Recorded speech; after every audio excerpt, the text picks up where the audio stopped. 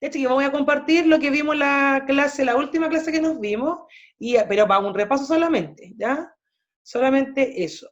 Habíamos visto como elementos, habíamos visto elementos de, del,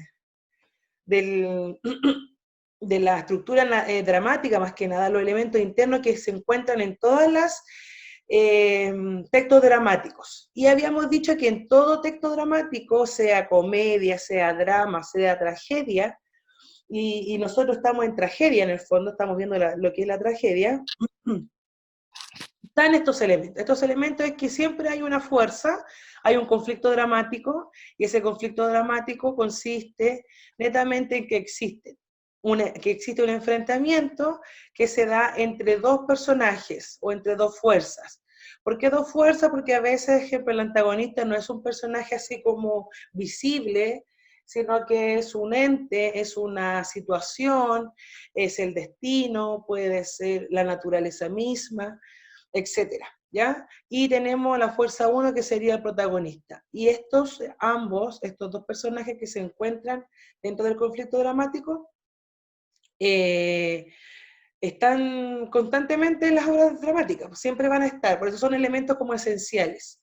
Y cada uno de ellos tiene características y que uno las puede identificar. ¿Ya? Uno, ¿cierto? Se relaciona con lo bueno, el personaje tiene un propósito, ambos tienen propósitos distintos, obviamente que el antagonista su propósito es derribar o destruir a su oponente, y el protagonista su propósito es poder cumplir con el objetivo que tiene que realizar, el trabajo que tiene que hacer. Por lo tanto, cada uno tiene su característica y que uno lo ideal es que lo pudiese reconocer. Y dentro de eso, de los elementos como esenciales, que yo les digo como elementos que no pueden dejar de estar, está el conflicto dramático, ahí está, bueno, ahí estaban las características de los personajes, los tipos de personajes que se encuentran aparte de los antagonistas, y la secuencia de acciones, ya que en el fondo es como la estructura interna. Ya lo que yo llamo estructura interna es este orden que tiene toda obra. ¿Ya? Entonces, partimos con una presentación del conflicto, que en el fondo es el inicio de la historia, donde uno conoce a los personajes, donde uno conoce el ambiente donde ellos se encuentran, y conocemos parte del conflicto. ¿Ya? Después viene el desarrollo del conflicto, donde ¿cierto? Hay este momento de tensión y de distensión, y que yo siempre lo grafico ¿cierto? Como con esa curva, ¿ya? Con esa curva. Como eso, como cerritos que hago cuando llegamos al clímax. Y dentro del desarrollo del conflicto está el clímax, que es el momento de máxima tensión. Y por último está el desenlace, que en el fondo es la resolución de este conflicto. Recuerde que en el desenlace, una de estas dos fuerzas, protagonista o antagonista, es la que vence al otro. ¿Ya? Entonces, al tiro Martín, entonces, ¿qué pasa? Que las preguntas que están acá abajo nos permiten ir reconociendo estos momentos, esta parte de la estructura interna. Recuerde que los textos dramáticos tienen ambas estructuras, tienen una interna y una externa. Ya la interna tiene que ver con esto, con el orden que está dentro de la historia. Martín Ordóñez, dígame. Martín, que levantó la mano. Fue sin querer. Ah, ya Martín, no hay problema. Entonces, y la estructura externa es la que nosotros visualizamos y tiene que ver netamente con la escena, con el cuadro y con el acto. Ya que eso son cosas visibles, por eso se le llama estructura externa. Y ahí están las preguntas. Por ejemplo, ¿cómo yo me identifico que estoy en el inicio del conflicto, en la presentación? ¿Cuáles son los personajes? ¿Dónde se encuentran? ¿Por qué se enfrentan estos personajes? ¿Y qué quiere conseguir? El qué quiere o qué busca conseguir cada parte, en el fondo es como darle luces, así como pistas, cuál va a ser el conflicto. ¿Ya? En el desarrollo tiene que ver netamente ya con la parte extensa de la historia, donde cada personaje realiza acciones para poder lograr su objetivo. Vamos a ver al antagonista oponiéndose constantemente al protagonista, y vamos a ver al protagonista constantemente tratando de cumplir el objetivo que tiene propuesto. ¿ya? Ahora, en la tragedia clásica sabemos que ese objetivo tiene que ver con el destino. Entonces el destino va a estar constantemente oponiéndose y el protagonista va a estar constantemente queriendo lograr su objetivo. Lo vimos en Antígona, ¿cierto? Que su objetivo era enterrar a su hermano y hace todo lo posible para poder hacerlo. Y el destino, y más que el destino, la fuerza, lo testarudo de Creonte es hacer todo lo contrario, ¿ya? Y después nosotros al final nos damos cuenta, ¿cierto?, qué fuerza gana la otra, cuál es la que se impone frente a la otra. Y ahí vemos toda esta secuencia de acciones, yo la denomino como la estructura interna, que tiene que ver con las acciones, porque en el fondo son acciones que realizan los personajes. Y eso habíamos estado viendo, chiquillos, en la última clase que nos vimos, y esa era la actividad, pero eso no lo vamos a ver ahora porque lo habíamos revisado, creo, en esa misma clase. ¿Dudas hasta el momento, chiquillos? Porque ahora vamos a ver lo que es la tragedia moderna. Y vamos a ver otro fragmento de lectura que vamos a empezar a leer hoy día. Así que yo voy a pedir ahí más ratito a dos personajes que tengan primero el micrófono, que tengan buena conexión y que tengan un buen micrófono para participar. No hay dudas con eso, ese es contenido. Eso, lo que hemos visto o repasado hoy día es contenido. ¿Alguien tiene duda con eso? ¿No? ¿Sí? ¿Todo bien? Ve, en este instante que deberíamos tener todas nuestras cámaras encendidas, yo por último usted me hace así con el dedito y yo sé. O por último coloque la reacción y coloque así la manito y yo veo que no tiene problema y que no hay dudas. ¿Sí? Ya. Vamos a ver el chat. Listo. Vamos a compartir entonces lo de hoy. Hoy. Compartir. Este PowerPoint, usted siempre sabe que yo hago mis PowerPoint con menos letra, que siempre hago como esquemas, pero esta vez lo quiero hacer con letras, porque son cosas importantes, o sea, son tan resumidas, pero son cosas importantes que le va a ayudar por último, después cuando vea la materia y vea el material, lo puede leer y lo puede entender más. No lo quise hacer con tanto organizador gráfico. Hoy día, ¿qué vamos a hacer? La tragedia moderna, ¿ya? Ya que la tragedia ha ido evolucionando, vamos a ver eso ahora. Analizar y reconocer los elementos que se oponen en la obra dramática Bodas de Sangre. Hoy vamos a comenzar la lectura de Bodas de Sangre, que es una obra dramática, es una tragedia, pero es una tragedia moderna o contemporánea, como también le llaman, puede tener esos dos nombres. Y obviamente el pilar del pensamiento crítico y reflexivo, porque se entiende que hay uno de las temáticas que se van dando, nosotros podemos tener una reflexión y una crítica sobre lo que se nos está presentando. ¿Ok? Veamos, dice acá, la visión de la tragedia. La tragedia clásica y moderna, ambas tragedias, así haciendo como una comparación, dice que consiste en la exaltación del sufrimiento humano. ¿Ya? Ambas tragedias, no importa si es clásica o es actual, moderna, contemporánea, tienen la visión de que se tiene que presentar el sufrimiento humano. ¿Ya? El sufrimiento, si pensamos en la clásica, el sufrimiento porque hay un destino de por medio que se debe cumplir, porque los dioses lo han impuesto de esa manera, por lo tanto, el hombre sufre a través de esta lucha en contra de los dioses, y en la moderna, el sufrimiento por las mismas, como las consecuencias de sus acciones. Por lo tanto, ahí tenemos una característica de ambas tragedias. Así que usted lo puede anotar en su cuaderno como característica, o después cuando usted vea el video o lo puede anotar con más detenimiento, es que consiste en mostrar el sufrimiento humano. En la búsqueda de la redención. Todo personaje de la tragedia siempre busca ser mejor, ¿ya? Provocando catarsis, esta reflexión que uno hace. La catarsis es una reflexión interna que yo hago de mis propias acciones. Y yo reflexiono y me purifico a través de esa reflexión. Esa es la catarsis. Provocando catarsis y empatía en la audiencia, ¿ya? O sea, el público es el que realiza catarsis, para que no se confunda. El personaje se enfrenta a los obstáculos que se impone él mismo y su entorno, y tiene una finalidad que él considera beneficiosa.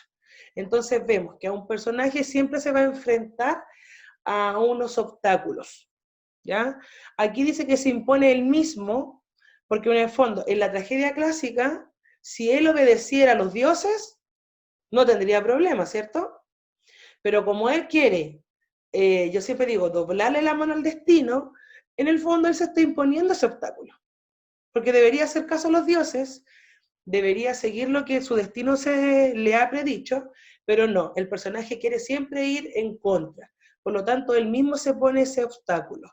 Y en la tragedia moderna vemos lo mismo, ¿ok? Vemos lo mismo, vemos un personaje que a pesar de que no hay un destino así como inexorable, que sea incambiable, por así decirlo, él lo hace igual, ¿ya? Y él considera, el personaje considera que lo que está haciendo es correcto. Por eso dice que él considera que es un beneficio. ¿Ya? ¿Se entiende hasta el momento? Sí, Sofía, voy a subir tanto el video editado y voy a subir este PowerPoint. Sigamos. ¿Qué pasa con la tragedia moderna? En la tragedia moderna ya entendemos, hay algunas personas que dicen que la tragedia moderna es una continuación y mejoramiento, o una evolución de la tragedia clásica, y hay otros que dicen que es un rechazo completo, que es lo contrario. Pero al final, lo que se dice a nivel general es que la tragedia moderna es en el fondo una continuación de la tragedia clásica, con algunas cosas que ya no están. Un ejemplo, en la tragedia moderna no vemos dioses, que están, ¿cierto?, como marionetas ahí, que están, ¿cómo se llama?, planeando la vida de los hombres, sino que vemos el destino, pero el destino como consecuencia de mis propias acciones. Eso es lo que se ve en la tragedia moderna, para que lo tenga claro. En la clásica está en intermedio de los dioses, el destino inexorable. Acá no. Son en el fondo las consecuencias de las acciones que realizan las personas. ¿Ya? Entonces tenemos el contexto histórico y social, sea así ficticio o no, en el sentido de que recuerde que el contexto histórico dentro de la historia es ficticio, y si ese contexto histórico también se da en la realidad, eso es real, ¿cierto? Entonces, independiente de eso, sea el contexto histórico ficticio o real, en el que se desarrolla la historia, la tragedia moderna, ha sido considerado crucial para evaluar los elementos valorativos de los personajes a la hora de enfrentarse a los retos. O sea, cuando yo veo tragedia moderna, tengo que considerar el contexto para poder entender por qué los personajes actúan de esa manera. ¿Ya? Y lo vamos a ver un poquito más adelante cuando leamos un poquito, no creo que alcancemos a leerlo completo, pero leer un poco lo que consiste en bodas de sangre. Entonces yo digo, el contexto, claro, es que en ese tiempo se daba esa situación, por lo tanto puedo entender por qué el personaje actúa de esa manera, o por qué los personajes tienen esa característica, ¿ya? ¿Se entiende eso? Por lo tanto, el contexto, tanto de la historia o de la realidad, es crucial para poder entender a los personajes. Y no sé si empatizar con ellos, pero por lo menos entender por qué actúan como actúan. Después dice el origen se remonta en el siglo XIX, ya principalmente en Europa, y dice que los principales como representantes de la tragedia moderna sintieron la necesidad de desmontar los cánones, o sea, de desmontar, de desarticular los cánones que estaban impuestos por la tragedia clásica, ¿ya? Entonces dicen, nosotros ya no queremos la búsqueda y el accionar de los personajes de alta categoría. ¿Se acuerdan que en la tragedia clásica el personaje principal es un noble, es de la realeza, es un personaje importante? Aquí no. Aquí ellos, los representantes de la tragedia moderna, dicen, con eso tenemos que romperlo, nosotros no podemos seguir con esa idea. ¿Y qué hacen? Prefieren mostrar a un personaje común y corriente, ¿ya? Que puede ser cualquiera, usted, yo, cualquier persona, y lo colocan a él como personaje principal. Entonces dice que quieren desmontar este canon de la búsqueda del personaje de alta categoría, que actuando con desmesura terminan perdiéndolo todo. Si uno piensa en Antígona, efectivamente lo pierde todo, pierde su libertad, pierde a sus hermanos, queda sola, quizá después, después Creonte las manda a matar, quién sabe. Entonces al final vemos a un personaje de la alta nobleza que es reconocido por la sociedad, pero que después lo termina perdiendo todo. Si uno piensa en Edipo Rey, que son los padres, que es el padre de Antígona y de Ismena, él pierde todo, pierde su reino, porque es un rey, pierde a su esposa y madre, pierde a sus hijos y queda solo, y más encima pierde la vista, porque aquí se quita los ojos. Entonces vemos un personaje muy importante que al final termina en el desastre, pero más horrible de su vida. Entonces, eso es lo que los representantes de la tragedia moderna quieren hacer, mostrar a un personaje común y corriente que quizá no tiene nada y no tiene nada que perder, ¿ya? ¿Alguien tiene una pregunta? Sí, Miss, ¿qué es desmura? Desmesura. Así como que actúan sin medir consecuencias, ¿ya? No mide consecuencias, no piensa, oye, esto va a pasar, ¿qué voy a hacer? No. Porque recuerda que actúa creyendo que está haciendo algo bueno. Si pensamos en Edipo Rey, él siempre pensó, bueno, no sé si alguien ha sabido con la historia completa, yo se la he comentado alguna vez, pero Edipo Rey no sabe hasta el final que él es el que ha provocado toda esta situación. Él cree que lo que está haciendo está bien, pero por ignorancia, pero aún así cree que lo que está haciendo está bien. Y cuando él se da cuenta que el vidente le dice que él es el culpable, él no cree. Dice, no, tú estás loco, tú me estás mintiendo y es tosudo. Entonces a eso se refiere. ¿Se va entendiendo la diferencia entre una y la otra o no? Sí, Miss. Manitos, deditos para arriba, deditos para abajo. O si no, activa el micrófono y me dice, eso no lo entendí. ¿Qué pasa con la tragedia moderna? Dice, la tragedia comenzó a alejarse de la exaltación heroica para acercarse al hombre común y buscar en sus problemáticas cotidianas el nuevo tejido de la tragedia. Entonces, desechan lo anterior y comienzan a buscar un hombre común y corriente, ¿ya? Y las problemáticas son cotidianas. Son cotidianas. Ahí a lo mejor podría haber como una temática universal, pero son cotidianas, son cosas que en las que se ve el personaje. Y a través de esa nueva temática comienza el tejido de la tragedia moderna. Esas son las temáticas que se visualizan.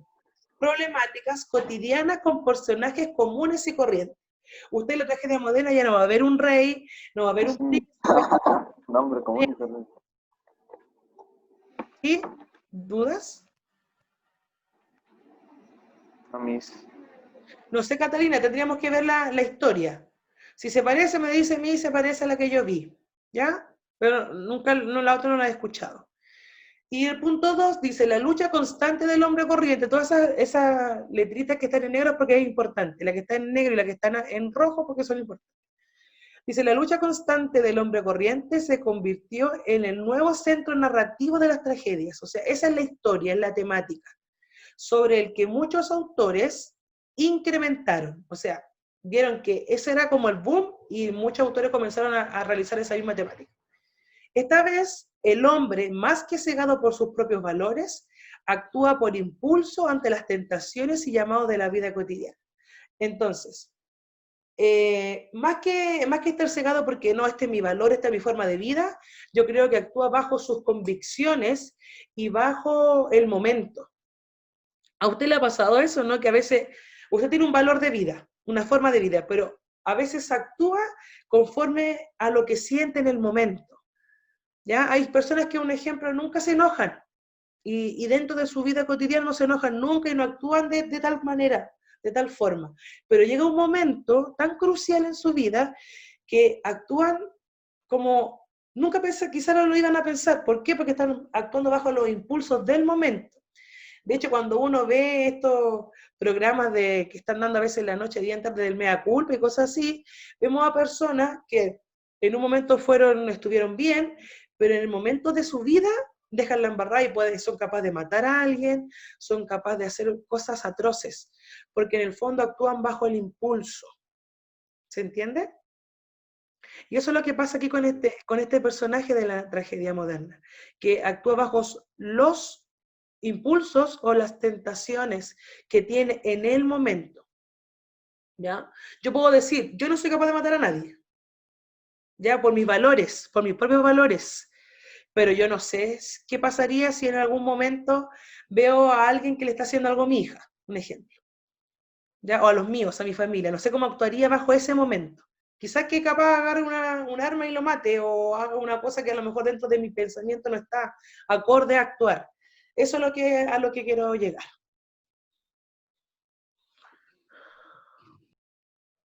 Me acabo de dar cuenta que con el espacio puedo sacar el silencio, pero temporal. Qué bacán. Jaime, te voy a decir igual que en clase. Fue el Layton. Ah, es que está cambiando la voz, Jaime. Oh, profe, ¿sabe que ayer me enteré que podían poner comentarios privados en las clases de clase? Sí, pues Yo me no me puede había escribir dado directo a mí cuenta. y nadie lo ve. Sí, pues, ustedes no me acuerdo que me había puesto, pero ya hartas personas me habían puesto cosas, no me había dado cuenta. Chiquillos, hasta el momento entonces la diferencia entre una y la otra,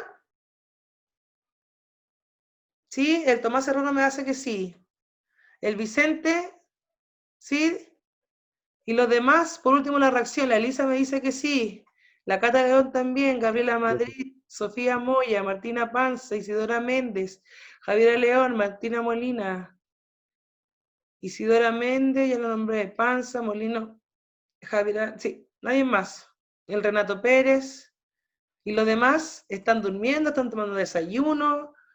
¿Qué pasa? Entonces, tenemos en el fondo, ¿se parecen? Sí, tienen un parecido. ¿En qué se parecen? La Leonela también me dice que sí. Se parecen en que el final es trágico. Sabemos que cuando uno va a ver tragedia, ese es un final trágico. Alguien va a perder, alguien va a morir, algo va a ocurrir que es trágico para todos, pero la diferencia es quizás que no hay un destino de por medio, sino que son las mismas acciones, las consecuencias de las acciones, que a lo mejor también es un destino, no lo sé, porque en el fondo hoy en día, ¿qué se cree? Que uno construye su destino. Por lo tanto, si yo soy constructor de mi propio destino, todas mis acciones van a tener una consecuencia en un futuro. Y si yo no soy consciente de eso, mi destino puede ser o favorable o desfavorable. ¿Ya? Lo otro que se parece es que efectivamente también hay un protagonista y un antagonista. Están los mismos elementos internos. Vamos a ver un protagonista que tiene un propósito que cumplir o que quiere cumplir, y vamos a ver un antagonista tratando de imponerse para que no lo haga. En eso también se parece. Pero en el fondo las características como de cada una son distintas. Ya no hay personajes de la nobleza, no hay destino, vemos cosas diferentes. ¿Se entiende? Chiquillos, no sé si alguien tiene su libro ahí en la página 96. Si tienen su libro, si no, igual yo lo voy a compartir acá. Pero la idea es que los que tienen puedan abrir su librito en la página 96. Página 96.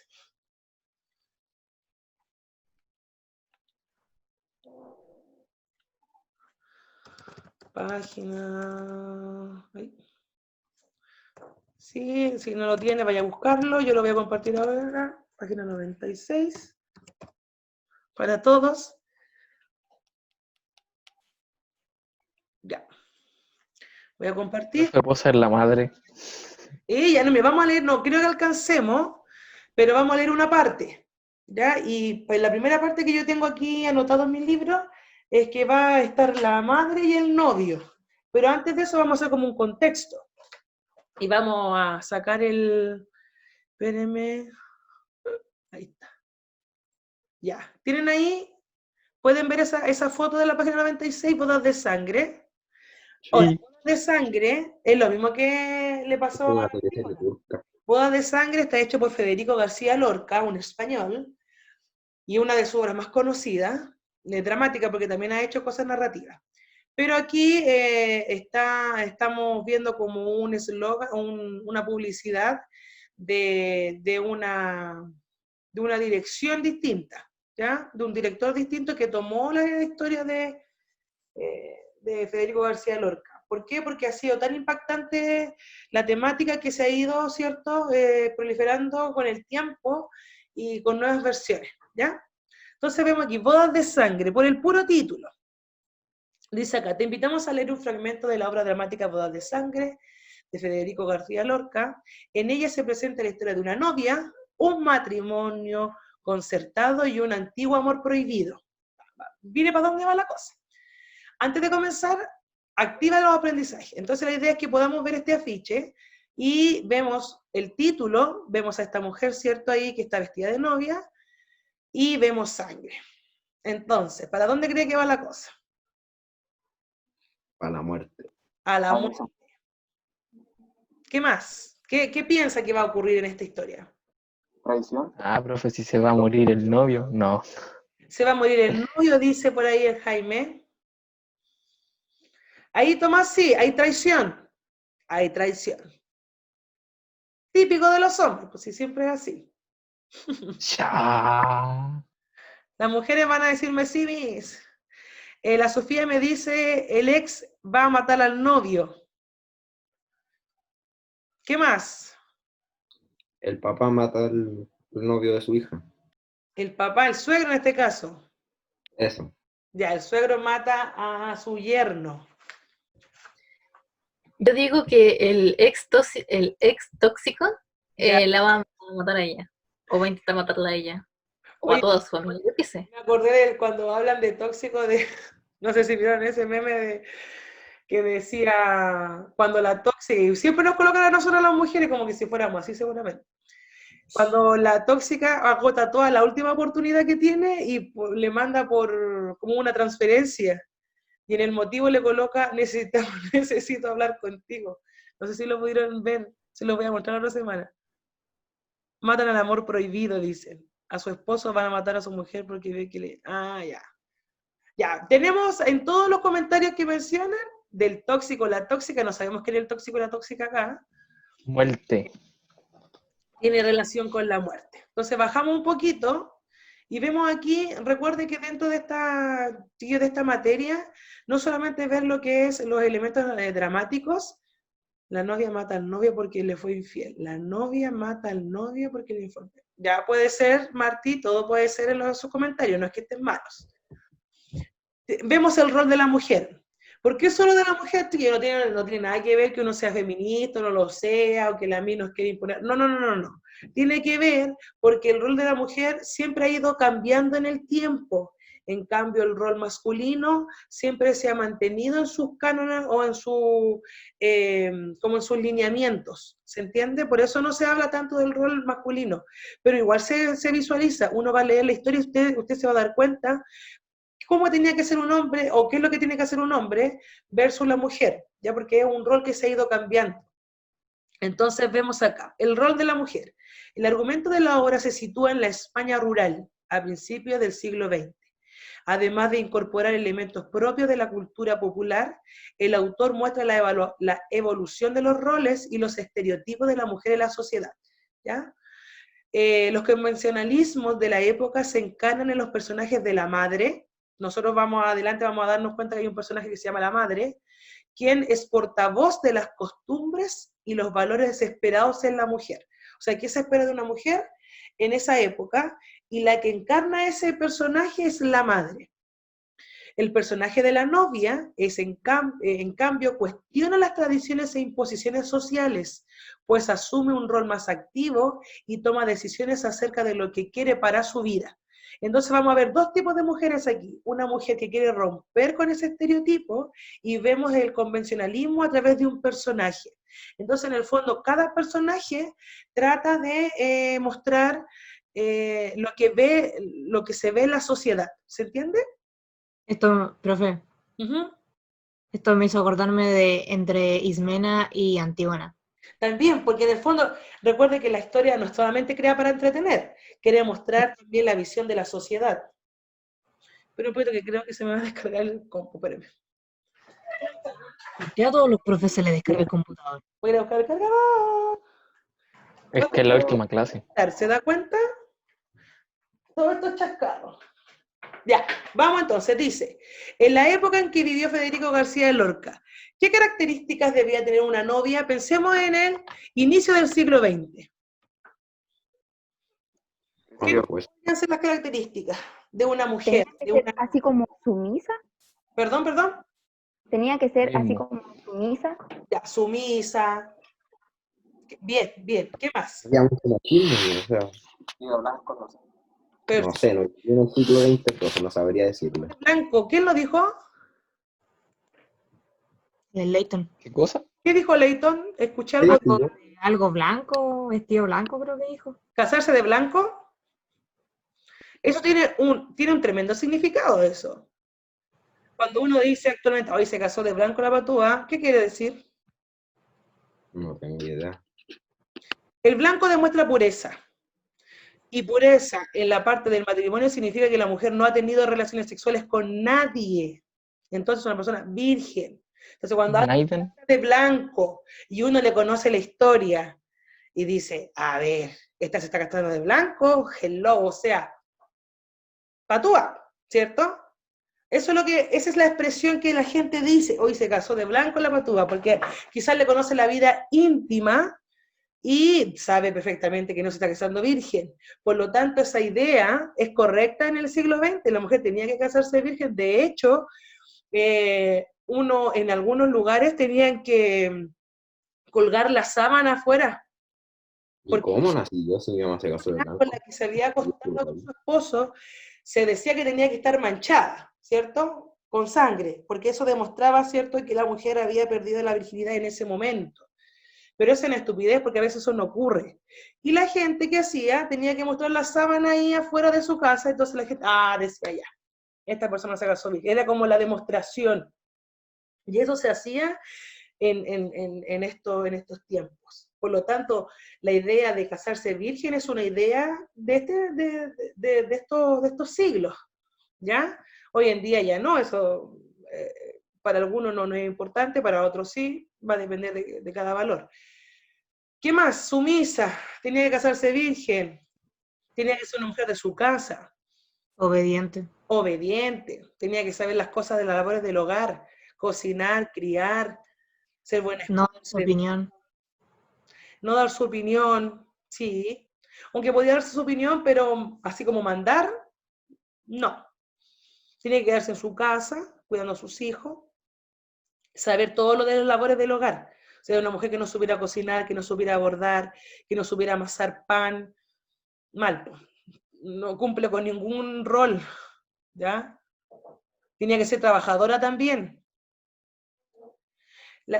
Participación en la política en ese siglo, yo creo que ya hay gente que participa en la política, no es tanto como en la clásica. En la clásica la mujer no podía participar. Así que ahí podríamos entrar a averiguar, Lisette. La Florencia me dice, mujer de casa, cumplió con las expectativas de la sociedad, obedecer, bien, pura, virtuosa. Buena, Catarina, me gustó ese término, virtuosa, una mujer virtuosa. La mujer virtuosa en el fondo significa que una mujer que sabe lo que tiene que hacer, una mujer que siempre va a callar para no hacer problemas, una mujer que siempre se va a preocupar de su esposo, que siempre va a pensar en el matrimonio, por lo tanto, si el esposo la engaña, ella va a callar y se las va a comer solita y bueno, pucha, nada que hacer, pero mi matrimonio es primero. Entonces todas esas ideas están ahí. Qué pena, es terrible, pero es así. Después, en el afiche, ¿qué simboliza la sangre? Ya lo habíamos, muerte. Ya, muerte. En este caso, no lo que yo le mencioné recién de las sábanas, en este caso es muerte.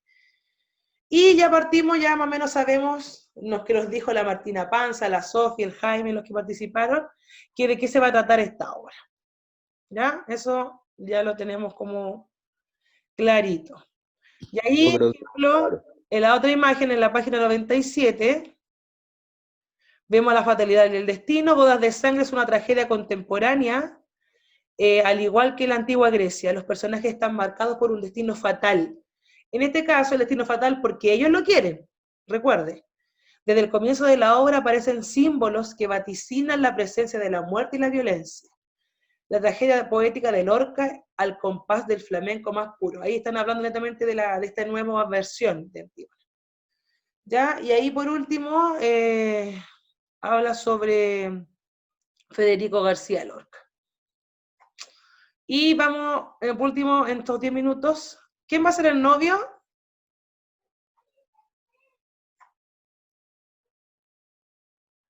Chicos, Yo, ¿quién? ¿Quién yo? Miguel Briseño. ¿Quién? Miguel Briseño. Ya, es que estoy como compartiendo pantalla, no me aparecen todas las caritas, entonces no sé qué me estaba hablando. ¿Y la madre? Yo. ¡Oh! Me parece que aquí no sirve. Ya. Acto 1, Bodas de sangre, Federico García Lorca, español. Acto 1. Dijo que sí. Sí, dale nomás. Madre. Ya, pues, Jaime. He apretado un botón, disculpa ya. Ya. ¿Qué? ¿A dónde? Digo, me voy. ¿A dónde? A la viña. Espera. ¿Quieres algo? Hijo, el almuerzo. Déjalo. Comeré uvas. Dame la navaja ¿Para qué? para cortarlas. La navaja, malditas sean todas y el bribón que las inventó. Vamos a otro asunto. Y las escopetas y las pistolas y el cuchillo más pequeños y hasta las asadas y los bieldos de la era. Bueno, Todo lo que puede cortar el cuerpo de un hombre hermoso con su flor en la boca, que sale a las viñas o va a sus olivos propios porque son de él, heredados. calle usted. Y ese hombre no vuelve. O si vuelve es para ponerle una palma encima o un plato de sal gorda para que no se hinche. No sé cómo te atreves a llevar una navaja en tu cuerpo, ni como yo dejo a la serpiente dentro del arcón. Está bueno ya. 100 años que yo viviera no hablaría de otra cosa. Primero tu padre, que me olía a clavel y lo disfruté 3 años escasos. Luego tu hermano. Y es justo y puede ser que una cosa pequeña como una pistola o una navaja pueda acabar con un hombre que es un toro. No callaría nunca. Pasan los meses y la desesperación me pica en los ojos y hasta en las puntas del pelo. Vamos a acabar. Espera ahí un poquitito. ¿Qué? ¿Estamos entendiendo lo que va pasando aquí? Sí. Ya. A mí no me gustan las armas. Ya. Lo que pasa Dramática la Jaime. Lo que pasa es que acá, yo les voy a colocar un video de las bodas de sangre, es lo mejor que encontré. Ya, yo lo he visto años anteriores, pero es muy parecido, es como está muy pegado al texto dramático, a la obra dramática de Federico García Lorca. Federico García Lorca también es poeta, entonces igual coloca algunos, como usa el lenguaje muy poéticamente. Pero vemos aquí una madre que al parecer le queda su único hijo, porque han matado ¿a quién? Al padre y al hermano. Al hermano. Entonces ella odia la navaja porque dice, ¿cómo o sea, cómo una navaja un arma tan pequeña puede acabar con un toro? O sea, el hombre era aguerrido, el hombre era ahí trabajador, fuerte, ¿ya? Eso tiene mucho significado. Y tiene que ver con el rol del masculino. Tiene que ser fuerte, tiene que trabajar en las viñas, tiene que ser una persona que trabaje de sol a sol, porque es el proveedor. Por lo tanto, vemos aquí a una madre muy angustiada que ve que su hijo se tiene que ir a trabajar a las viñas, pero va con una navaja, porque ella tiene como un miedo atroz a lo que puede ocurrir con eso, porque ya ha tenido una mala experiencia. Ya siga. ¿Vas a acabar? Le dice el novio. Ahí ya como que el novio está medio chata, así, muy, muy aburrido de la situación, porque la mamá me imagino que le debe repetir 1000 veces lo mismo. Sigamos. Típico de las Mayres. No, no vamos a acabar. ¿Me puede alguien traer a tu padre y a tu hermano? Y luego el presidio. ¿Qué es el presidio? Allí comen, allí fuman, allí tocan los instrumentos. Mis muertos llenos de hierba sin hablar, hechos polvo. 2 hombres que eran 2 geranios, los matadores, en presidios, fresco, viendo los montes. Es que quiere usted que los mate. No, si hablo es porque, como no voy a hablar viéndote salir por esa puerta, es que no me gusta que lleven navaja. Es que no quisiera que salieras al campo. Vamos. que me gustaría que fueras una mujer. No te irías al arroyo ahora y bordaríamos las 2 cenefas y perritos de lana. Ey, pero ¿cómo tienen que ser las mujeres? ¿Ah? ¿Cómo tenían que hacer las ¿Cómo? mujeres? ¿Qué tenían que hacer las mujeres? Bordar. Bordar y ¿Qué hace en la casita? claro, De me lana. gustaría que fueras mujer, porque sé que si fueras mujer no tendrías que ir a trabajar y estaríamos aquí tejiendo, haciendo perritos, haciendo, no sé, centros de mesa, cosas así, de tejer, de bordar. Así va. Ja, madre, ¿y si yo la llevara conmigo a las viñas? ¿Qué hace en las viñas una vieja? ¿Me ibas a meter debajo de los pámpanos? Vieja, re que te vieja. Ahí como que la abraza con cariño, ¿ah? Como que pucha viejita ya. Tu padre sí que me llevaba. Eso es buena casta. Sangre. Tu abuelo dejó a un hijo en cada esquina. Eso me gusta. Los hombres, el trigo. ¿Y yo, madre? ¿Tú qué? Necesito decírselo otra vez. Ah, Un poquito. ¿Se da cuenta cómo tenían que ser los hombres y las mujeres aceptaban eso? Sí, ¿qué onda? Que ellos Como podían tener lo hijos. veía así, así debía ser. sí. Claro, así como que, mira, tu abuelo dejó un hijo en cada esquina y eso es súper aceptable. O sea, tenía un matrimonio, pero él podía tener sus cosas raras y tener hijos repartidos por toda la ciudad y eso me gusta, le dice. Los hombres, hombres, o sea, lo que es, tiene que ser. Los hombres son así y uno tiene que aceptar. Como los egipcios y árabes que podían tener más de una mujer.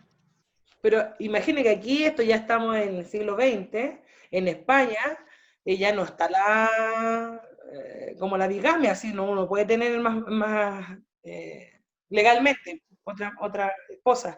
Pero aquí eso ellos lo aceptan. ¿Por qué? Porque es de hombres.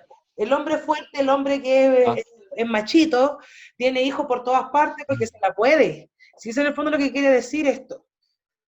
Ay, qué atroz. Ya, sigan. Quedan algunos minutos. Le toca al novio. ¡Ay, el novio ya! ¿Es que le parece mal? No, Entonces, no lo sé yo misma. Así, de pronto, siempre me sorprende. Yo sé que la muchacha es buena, ¿verdad que sí? Modosa, trabajadora, amasa su pan y cose sus faldas. Y siento, sin embargo, cuando la nombro, como si me dieran una pedrada en la frente. tontería. Más que tonterías, es que me quedo sola, ya no me queda más que tú. Y siento que te vayas.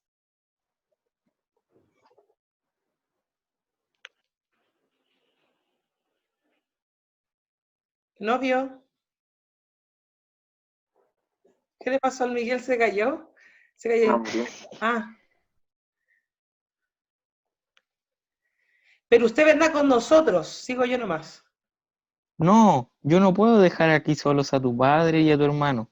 Tengo que ir todas las mañanas y si me voy es fácil que muera uno de los Félix, uno de la familia de los matadores y lo entierran al lado. Y eso sí que no, eso sí que no, porque con las uñas los desentierro y yo sola los machaco contra la tapia. Ya, hasta ahí nomás, porque ya quedan 2 minutos, chiquillos. Bueno, Vemos entonces, vemos aquí a dos personajes, ya, vemos al novio, vemos a la madre del novio, y ahí uno ya puede como deducir que puede ser el conflicto acá. ¿A la madre le gusta su futura nuera? no, No, dice que es buena niña, dice es modosa, amasa su pan, cose su falda, qué modosa. así como donosita, así como sencilla, muy humilde, Ah, modesta podemos decir también. Pero dice que hay algo en ella que cuando la nombra es como que le pegaran en la cara prácticamente. Entonces ahí vemos el conflicto que tiene que ver con la nuera en este caso. Ella no quiere que su hijo se case con ella. Y ella le dice, mamá, tengo que decirte otra vez, ya, pues ¿cuándo? ¿Cuándo me va a decir usted? Porque el hijo le tiene que pedir permiso a la mamá para casarse, porque no está el padre. Ella es viuda. qué mal. Entonces, ¿qué le voy a dejar yo ahora en el Classroom? Este video editado, voy a sacar la primera parte, todos los chascarros, voy a tratar de hacer lo mejor posible. Y voy a Bueno. subir el PowerPoint y además le voy a subir los enlaces de esta obra, de una puesta en escena. Les va a causar un poco de risa algunas partes porque es bien simbólico. Ya es una escenografía muy austera, muy simple, pero está muy bien hecha. La idea es que la puedan escuchar con detención y por último en la próxima clase podamos comentar. Y si la vieron todos, no habría que seguir leyendo. Pero yo les dejo la tarea de ver los videos o por último leer la lectura. ¿Ya? Para no perder tanto tiempo en la lectura aquí en una hora que tenemos en clase. Entonces, les dejo como tarea leer esto, leer lo que sigue hasta el final, leer hasta que termine este fragmento, y por último, para que sepa qué va a pasar, tiene que ver los videos que yo les voy a dejar. ¿Ya? Chiquillos, ¿dudas con lo que es tragedia moderna y clásica? ¿Ven las diferencias? La idea es que vean las diferencias y también las semejanzas. Y sepa para dónde va el tema de la tragedia moderna, y que tienen que ver también, tiene que asumir cómo son los roles masculinos y femeninos en la sociedad. Lo vimos en la tragedia clásica, y ahora también lo vamos a seguir viendo en la tragedia moderna. ¿Ya? Así que, chiquillos, nos vemos en la próxima clase, que es el otro viernes, y va a ser nuestro último viernes. Y el martes 30 estaría subiendo el formulario durante el día. Recuerde que el formulario va a estar hasta el día domingo. Hasta último, lo voy a dejar abierto, para que por último ahí usted se vaya conectando y lo vaya A haciendo. las 23:59. 23:59. Y Ay, qué ya bien. lo estaría revisando y dejándolo listo para la persona que viene después. ¿Formulario de qué, profe? Profe. Del libro del Escarabajo de Oro, que es el control de lectura del mes de junio. El 30 subo el formulario y va a estar hasta toda esa semana, el martes, miércoles, jueves, viernes, sábado, domingo, 6 días. Va a estar ahí activo. Y después de eso yo lo voy a cerrar, dando a entender que ya no pueden mandar las respuestas. Ya, chiquillos, cuídense mucho, por favor, saludos a sus familias, pórtese bien, organícese, respire y ordénese con los tiempos y con las asignaturas.